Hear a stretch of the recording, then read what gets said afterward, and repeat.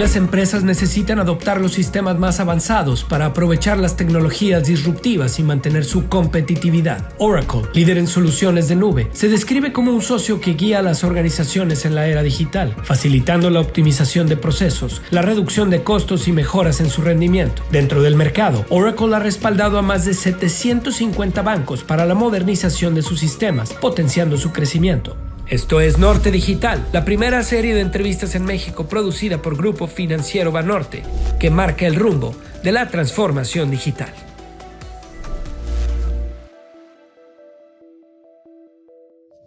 Hola, bienvenidos. Hello, welcome.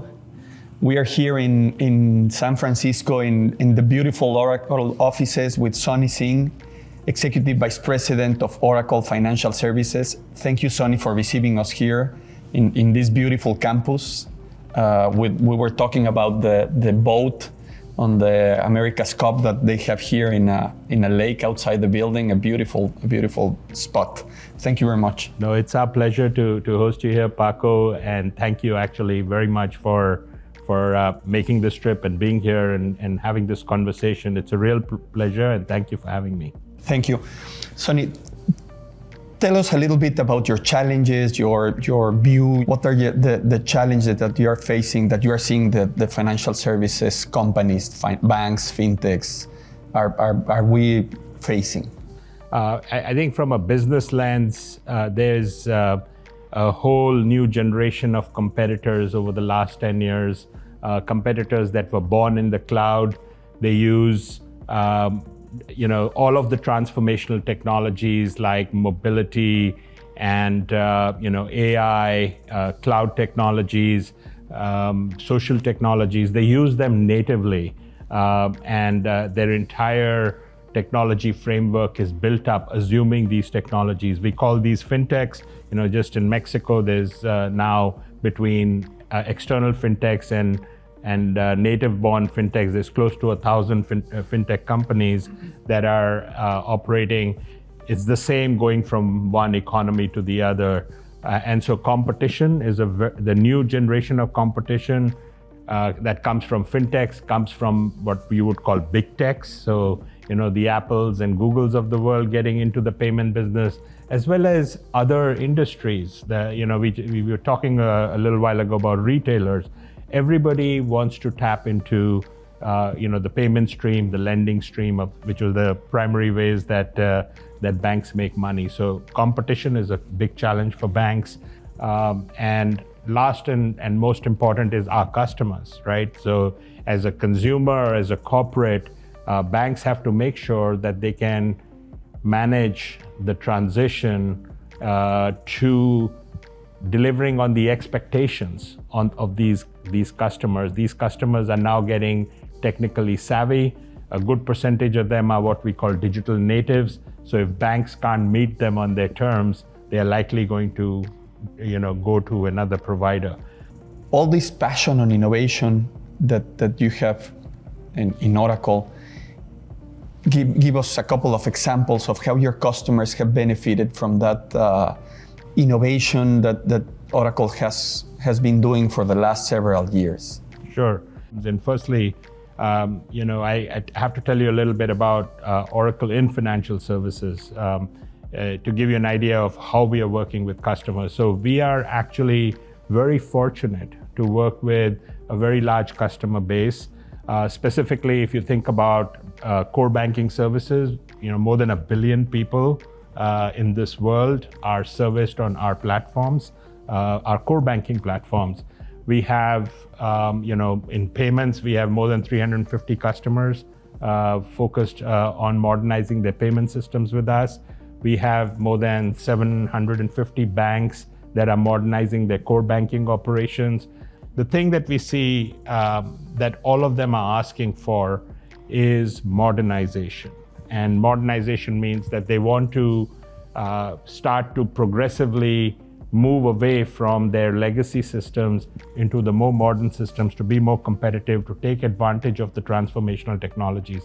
And this is where Oracle can help them tremendously. So we spend more than $7 billion every year in R&D, and our focus is on all the critical elements, right from helping customers migrate to modern next generation cloud infrastructure, helping them with cybersecurity, making sure that they have world-class enterprise technologies. We are investing across the entire spectrum and making sure that these technologies work with each other. So it's a matter of how you serve the customer and how efficient you are. But focusing on how you serve the customer and on this personalization of the services, where do you see, and I know that you guys are using AI for a long time now. Now it's like a hype, that you have been working with that for a long time. How the companies can select and use AI and explode AI in the good sense, explode AI to benefit them in this personalization strategy of the services?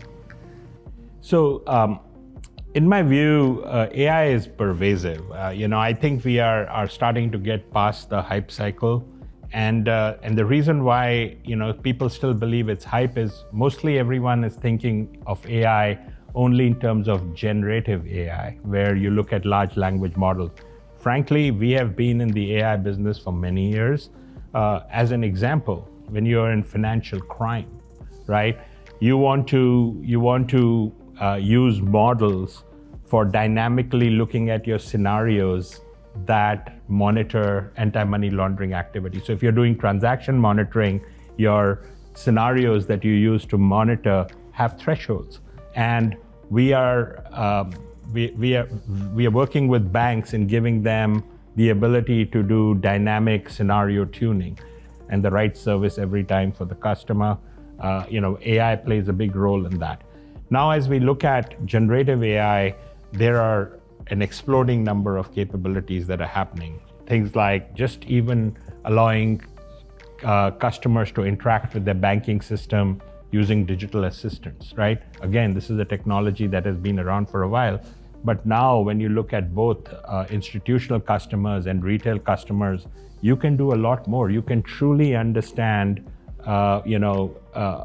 what the customer is looking for based on what they're doing on your website, and make sure that you're serving them the best possible outcome. So you can fine-tune pricing for them. And I think we are beyond the hype stage now. We are starting to see real benefits accrue. And you have the advantage that you have seen that around the world. So you can come to some fintech or bank in Latin America for something that you have seen that happened in India or in Europe or somewhere else, no? Most certainly. I mentioned we have 750 core banking customers. They are in more than 100 countries around the world. So we learn a lot from our customers. They provide us guidance, they provide us requirements, and they like to see that make it back into the technology. And once it makes it back into the technology, all our customers take advantage of that. Yeah, of course. You mentioned some of the ideas of how the AI can help you with managing your financial services. I mean, as a person, where do you see the payment services, the payment media are going to? Where do you see them, let's say, in 10 years?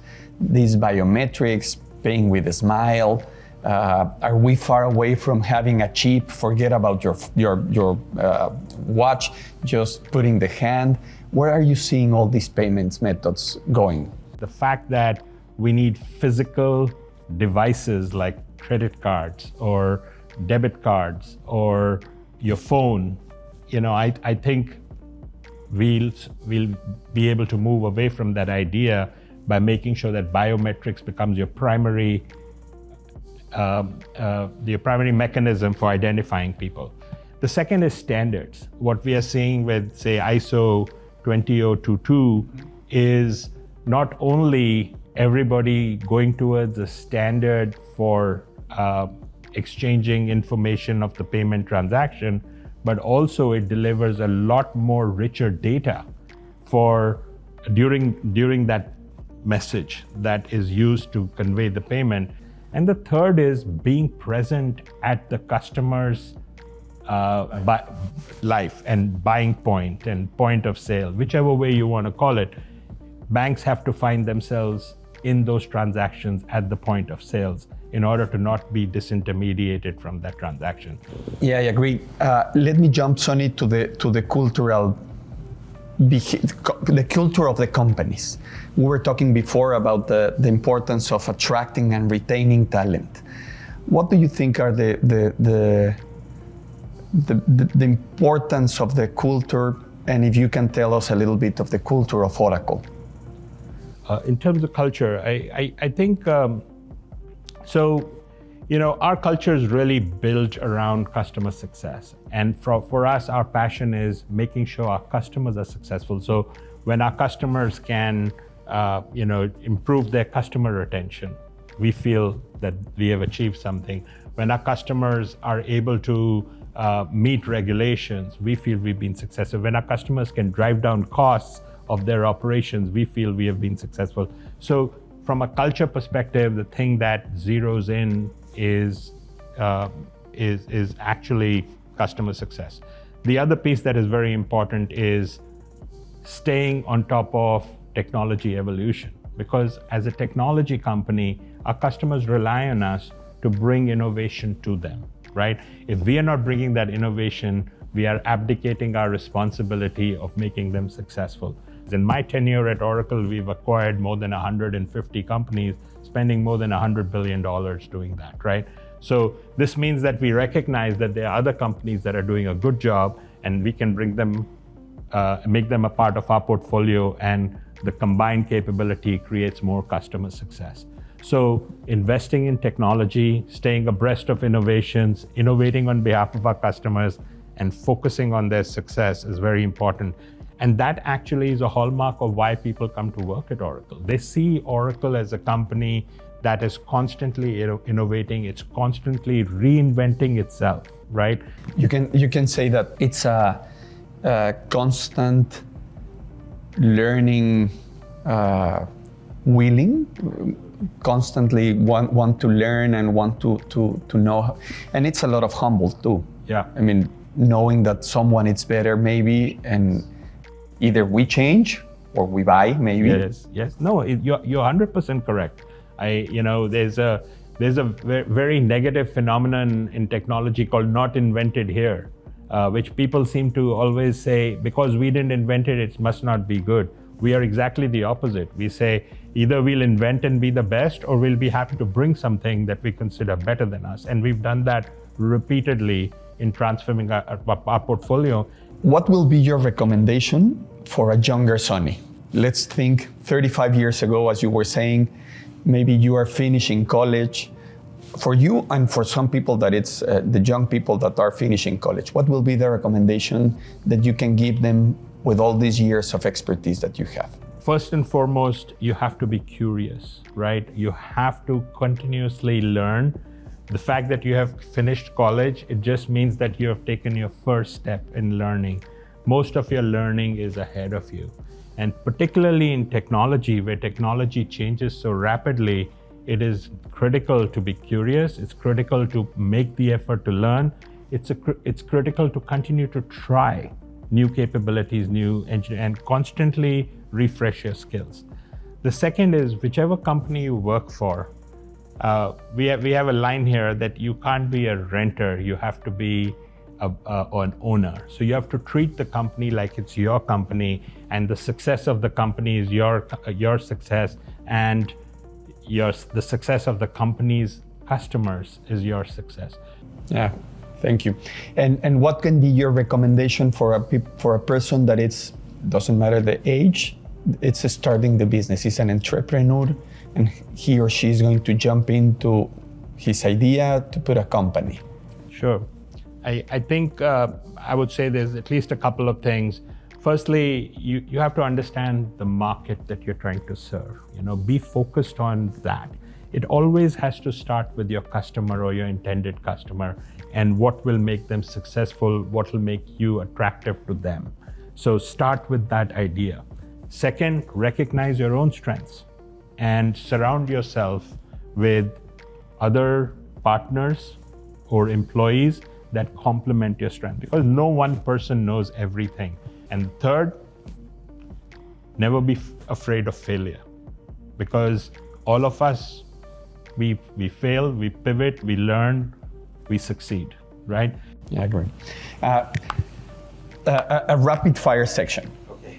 Sonny. Just a question and whatever comes up to your mind. Who do you admire in the tech industry? In the tech industry? Well, that's a tough one because, the tech industry is evolutionary and each person builds on the successes on the past. But if I was to think of people who have made the most impact, I would say Larry Ellison in the enterprise technology space. And most recently, as we move through AI, people like Sam Altman who are building out OpenAI in large language models, and people like Jensen Huang who build the underpinnings of all of the technology infrastructure. If you were Superman, what would be your kryptonite? Besides ice cream? No. So chocolate. So, I think I've talked a little bit about this. I think what we drive energy from is the success of our customers. So if I came across a culture where customer success wasn't the focus, it would really drain me. And I think that would be my kryptonite. Okay. How do you stay updated in technology in as you were saying, in such agile and dynamic industry? Yeah, I think one has to have a kind of a notion of humility and the recognition that you'll never know enough and you have to continuously learn. But personally, I take advantage of the younger people in my organization because they come to the group with a lot of new ideas and a lot of new technologies, what they're learning in the university. So I take advantage of what I call reverse mentorship. So if I'm trying to mentor them, I'm trying to get them to mentor me and teach me what I don't know. What was the last book you read? The book that I just finished was a historical account of Alaska, and it was by an author called James Michener. So very interesting. I just love that kind of stuff. Perfect. The last part, I will ask you to give me a question for our next guest, but first I'm going to ask you, I had a conversation with Udi Sib, he's the CEO of Personetics, and he left us this question. While you were focusing on business metrics and business success, what are you doing as a company to make the world a better place? We are focused on some of the biggest needle movers. I'll take two examples. The first is health. I think what COVID taught us was that we are massively undercovered and massively unprepared for things that can impact the world from a health perspective. So Oracle actually very rapidly, using our technology, released what was called the therapeutic learning system. We released it to the US government and a number of governments around the world. We are actually partnering with for-profit and non-for-profit providers to bring the next generation of healthcare. Sometimes it's related to things like cancer treatment. Similarly, in financial services, since that is the context that we are talking about, we've done a lot of work in building systems that help banks drive financial inclusion, right? At the end of the day, the health of an economy is not because 5% of the country participates. It's when 95% of the country participates or 100% of the company participates in the economic system. Agree. Congratulations. What will be the question that you can leave to our next guest? I think what I'm seeing as companies are going through cloud transformations, one thing that's become very obvious is that technology companies are going to have to cooperate with each other in order to better serve their customers, right? So we are now working with a number of other cloud providers to give multi-cloud environments to our customers. So my question, assuming that at least it'll be a technology guest, is what are they doing in order to cooperate in the broader technology ecosystem with other technology providers to benefit their customers? Perfect. Sonny, thank you very much. Thanks for your time. Thanks for receiving me. Thanks for sharing all the information. Thanks for sharing your view, all the concepts, and congratulations on all the things that you guys are doing. It's my pleasure, and thank you for giving me this opportunity to talk to you. Thank you. We learned a lot on artificial intelligence, personalization, innovation with passion, all the things that Oracle is doing. I keep with the idea of it was not invented by me, or how you Not say, invented here. not invented here. So that's the humility that requires that. It's very important. Thank you very much. Keep tuned.